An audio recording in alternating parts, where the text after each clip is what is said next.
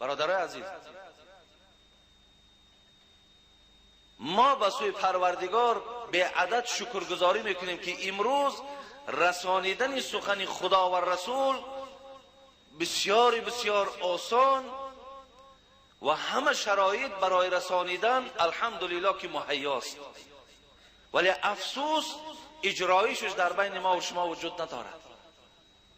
حاضر ببین همین داخل مسجد ما و شما چند هزاره که باشید، وقتی من از نام پیامبر میگویم که دروغ بالای برادر مسلمان نگو، تالی از مسجد بیرون شوی دروغ نمیگوی، دروغ میگوی. پس وقتی که بعد شنیدن که پیامبر برای ما تأکید دارد که مسلمان بالای برادر مسلمان دروغ نگوید، اگر تو پیغمبر دوست دار باشی، قرآن دوست دار باشی، اگر تو همین عنوان مؤمنی و مسلمانی را برای خودت عیب ببینی، تو باید دروغ نگویی، باید دروغ نگویی، زیرا پیامبر ولا یکذبوه گفته ایستاده است. این سخن پیامبر است. مسلمان بالای مسلمان دروغ نگوید. ولی ببینید اکثری دروغ در حالت سودا با وجود می آید. اکثری دروغ. پیامبر گرامی در حدیث مبارک می گوید الحلیف منفقة لسلعه ممحقة للبرکه. دروغ سودا را گرم میکند، مال در فروش میبرارد. وقتی دروغ گوین، وقتی خریدار اگر شما با دروغ خود جلب میکنین، اون چیزی که در اون مال وجود ندارد شما او را ضم میکنین، او را شما گوییم که با تمام آن صنعت و مهارتی که دارین وقتی عالی نشان میدهین، هر آینه خریدار برای خریدن آن چیزی تو بسیار بسیار ذوقمند میشود. پیامبر گفتند دروغ، قسم دروغ مال در فروش میبرارد، ولی ممحقة للبرکه، ولی که برکت عمر تو را خدا میگیرد. ببینید مال میره و سودا میشود، ولی برکت در حیات تو، برکت در ایمان تو، برکت در خاندان تو باقی نمیماند. شما تصور کنید که مال یک برادر مسلمان با فریب میاری در دسترخوان میگذاری، با زن و فرزندت میخری، این چه میشود؟ ممحقة للبرکه، برکت خدا میگیره. حضرت ابیذر میگوید پیامبر خدا را شنیدم که میگفت ثلاثه لا یکلمهم الله یوم القیامه ولا ینظر الیهم ولا یزکیهم ولهم عذاب الیم. فقرأها رسول الله صلی الله علیه و سلم 3 مرات. برادر عزیز، چرا ابیذر میترسد؟ چرا ما نمیترسیم؟ چرا ابیذر غفاری انسان بود؟ آخه او تخمش از یگان نقره و طلا نبود یا از آسمان نافتیده بود، او از یگان جنس ملائکه نبود. ابیذر هم یک انسان بود، مثل ما و شما آدم بود. وقتی سخن پیامبر شنید، بعد شنیدن کوشش کرد که این سخن پیامبر از بعد او دیگرها هم شنوند. و آن ترسی که ابیذر در این سخن پیامبر پیدا کرد، ابیذر خواست که همین ترس دیگر امتهای اسلام هم حس کنند، احساس کنند. ولی باز میگویم الحال ما از این مسجد بیرون شویم، من با تمام باوری میگویم برادر عزیز که ما با همون دروغ، با همون فریب کردن برادر مسلمان دوام میدهیم. وقتی که همین کار از تو سر زد، تو خودت در خودت اعلان کن که تو تا حال خداپرست کامل نیستی. وقتی دروغ گفتی، وقتی فریب کردی، تو یقین دان که نفس بالای تو حکومت دارد. مدیر تو، مالک تو، راهنمای تو نفس توست. همین چیزا در نفس خود دادر عزیز بهاته. تا حال تو خودت از نمازخوانهای کامل در حساب نبر. ولی بعضی‌ها را میگن یک جوان میاد میگه که من نماز میخوانم، یک آدم دیگه در پهلوی من نماز نمیخوانم، ولی به سوی من میگه که از همون نماز خواندن تو در بینمازی من خوب است. این نمازخوان میگه من خیلی ملال شدم. من گفتم برای چی تو را این خیل میگه؟ میگه به خاطر آن که من دشنامای طبیعی که زیاد میکنم، به همین خاطر او کس همین گپ میگه. بله برادر عزیز، شخصی که نماز نخواند لیکن دروغ تو را ببیند، خیانت تو را ببیند، از همون نماز هم سیر میکند. آدم مسلمان باید مثال در دیگرها شود.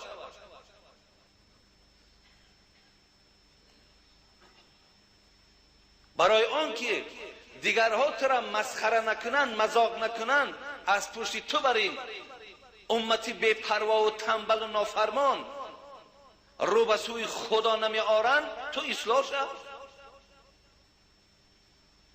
تو کوشش کن که اون کس در تو عملهای را ببیند که او را ذوق به مسجد شود، او ذوق گویم به شنیدن گفته‌های خدا شود، او رو به سوی نماز بیارد و پیامبر را ببینن اخلاقش، ولی صحبتش یک طرف، اخلاقش یهود دیگر مردم مشرک مسلمان میکرد.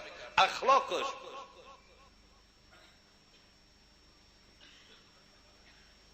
ابیذر گفتن از پیامبر شنیدم که سه گروه لا یکلمهم الله یوم القیامه. دادر عزیز، من خدا افسانه نمیگم، یا برای تو چیزی را که از زبان پیامبر نشنید نآمده باشد او را در اصلا من در میکروفون به گوش شما نمیرسانم. هر چیزی را که میگویم سندی او را نگاه میکنم. این سخن من را فقط همین 4-5 هزار شما نمیشنوین، بیرون از اینجا گوش میکنن. به این خاطر هر چیزی که هم میگویم فردا با پیش خدا برای هر یک جمله گفتگی ما جواب میگیم.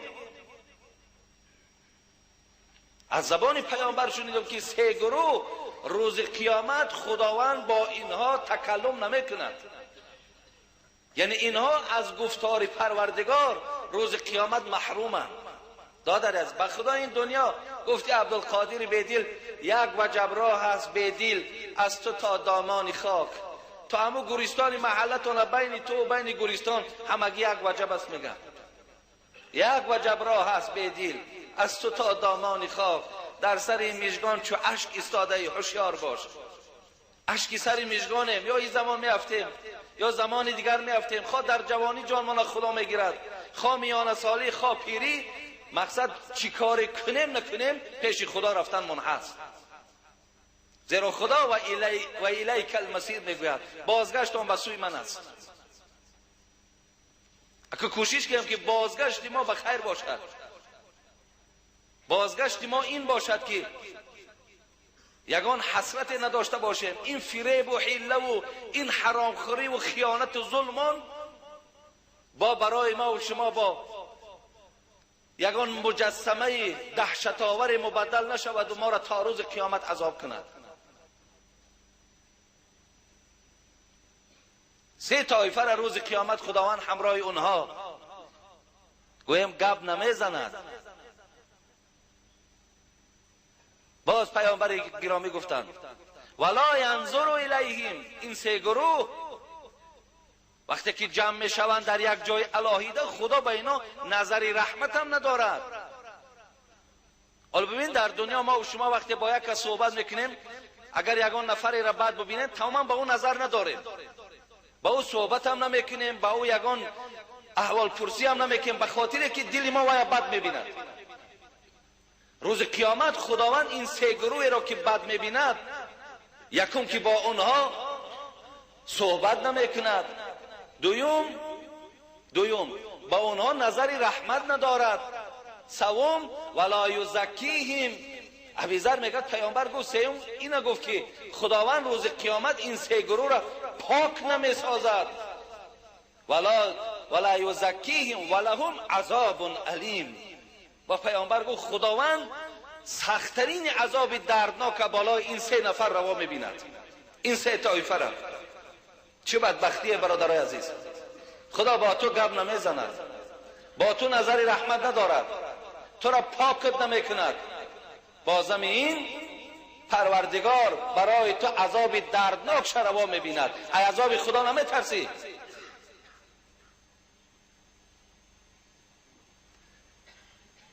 یک میلیسه یا که از امنیت پیشت میکند، دو دوای در آسمان میبراید. یک روز محکمت میکنند، عمره که داری همون جنایتی که به خاطر او ترا محکم کرده بودن به همون جنایت نزدیک نمیشوی. ولی نمیدانی که عذاب خداوند چقدر دردناک است.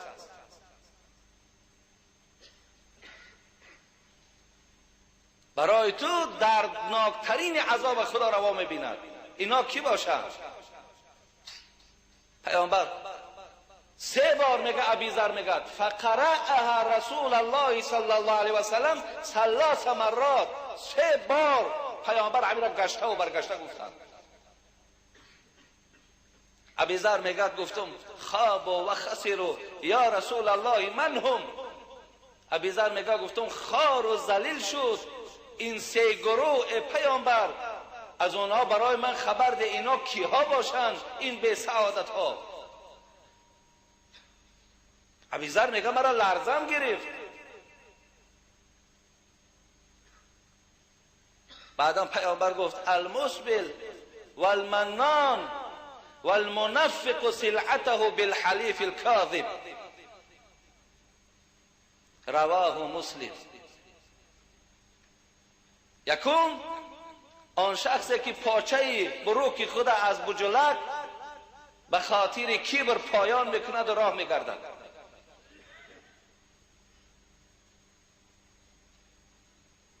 برای همین احتیاطاً ما و شما پاچه کمون را بلند میکنیم در نماز که از بجل بالا باشد، که تا در این وعید ما داخل نشویم. والمنان، دوم کسی چیزی به یک کس میتید و بعد از او منتش میکند، منت میکند،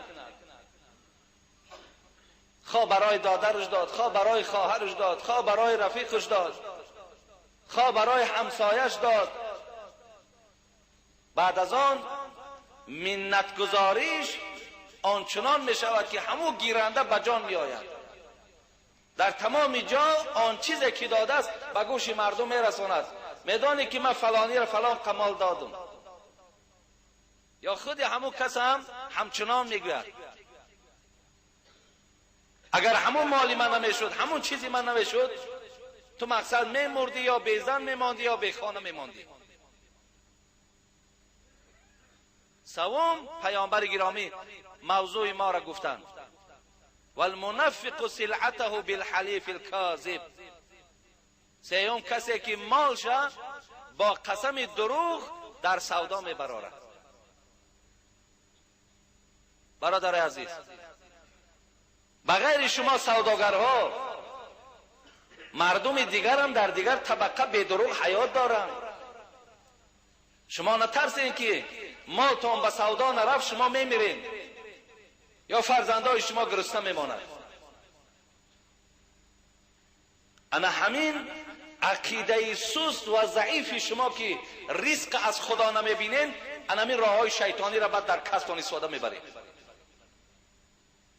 اگر برای شما عقیده درست و مستحکم و تو مؤمن کامل میشدی، خدا در قرآن در سوره زاریات برای بنده هاش خبر داد ان الله هو الرزاق ذو القوة المتین.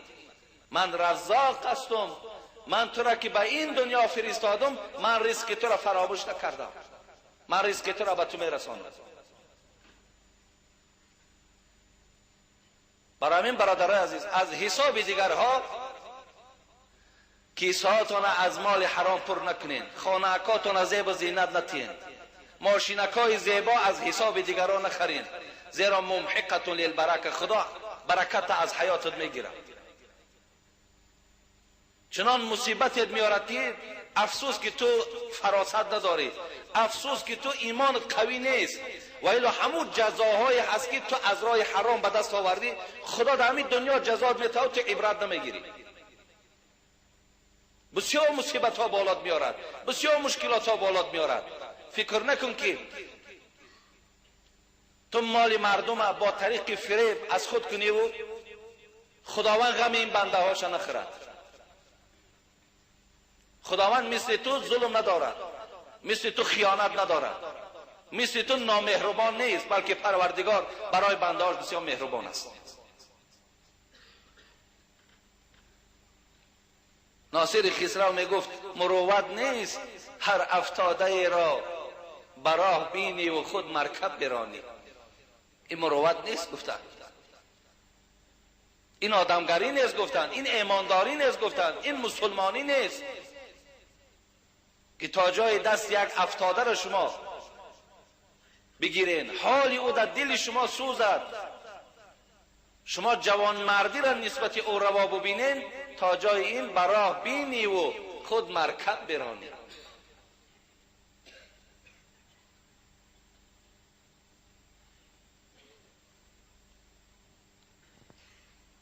مردی نه به قوت است نه شمشیر زنی. سعدی می گفت مردی نه به قوت است نه شمشیر زنی، مردی آن است که جور توانی نکنی. مردی شمشیر زنی نیست، مردم فریب کردن مردی نیست، از حساب دیگران بهبودهای خود بود کردن نیست. مردی آن است که جور توانی نکنی. مردی آن است که از دست تو هر جبری که بالای برادر بیاید تو از امو جبر پشت گردانی. هر چیزی که حتی آدمی ساده تری نبیاوی تو، یا آدمی هست که در حالت خرید کردن ممکن 50 سامان 100 سامانش در تو ماند، اون نمیفهمد. مردی اینجا است که وای گردانده تی بگوی برادر عزیز این مال تو در دست من ماند، پگاه من برای این مال تو چی جواب میگم؟ کی همین سخن از زبان ما میبراید؟ کی زمانی میشده باشد که ما از خوردن مال یک برادر مسلمان حذر داشته باشیم؟ تا اگر همون دقیقه نیاید برادر عزیز، تا اگر همین شعار ما نشود، قسم به نام خدا نماز من ثواب ندارد. مثل که از مال حرام حاجی می رود حج می کند، حج از گردنش ساقط می شود و ولی حاجی نمی شود، همین نماز از گردن من ساقط است و نه ثواب دارد و نه برکت دارد و نه چیزی. شب پیش خدا بگریستم زار اقبال لاهوری، مسلمانان چرا خارند و زارند، ندا آمد نمیدانی که این قوم دل دارند و محبوب ندارند. این دلها پر ای حله و نیرنگ و این دلها پر از فریب و پر از خیانت ای. تا این دلها اگر اصلاح نشود برادر عزیز،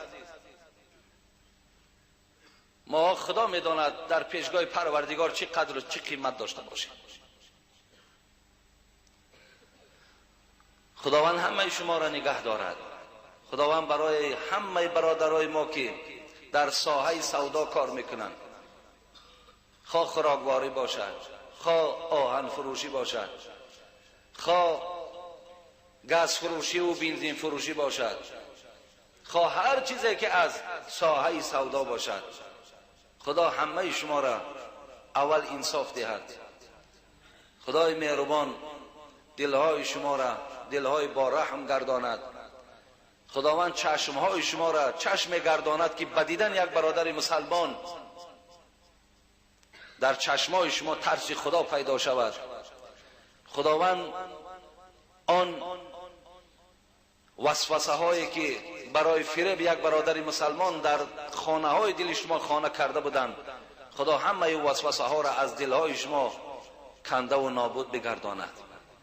خدا همه ما را، چه سوداگرهای ما را چه غیر سوداگرهای ما را، خداوند توفیق دهی که از راه حلال به دست آوردن رزق روزی در کوشش داشته باشیم، مهنت کننده باشیم.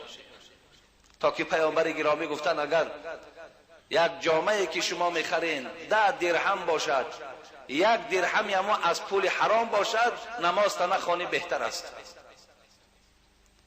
زیرا که او لباسی که در او 1 درهم اگر از مال حرام باشد، خداوند اون عبادت در سر تو میزند. چی جایی که بعضی برادرای ما که امروز بیچاره نه جمعه دارن، نه صحبت اهل علم گوش میکنن، از اونا در خونخوار وجود ندارد. اونا همین روزی در سحر بیدار میشود، تمام وجود او پری ظلمه. امروز کی را فریب کنیم؟ چهل فریب کنیم؟ با کدام طرز از برادر مسلمان کنده بگیریم؟ خدا اونا را انصاف دهد، اونا را ایمانشان کامل گرداند. ولی دادرای عزیز، بعد شنیدن کوشش کنیم. خدا خواهد همون نیم پاره نان راحتی جانی که بود، پیشینی ها میگفتن نیم پاره نان راحتی جان. بیا ما گذشتیم از همون 1 تایی نان بلای جان،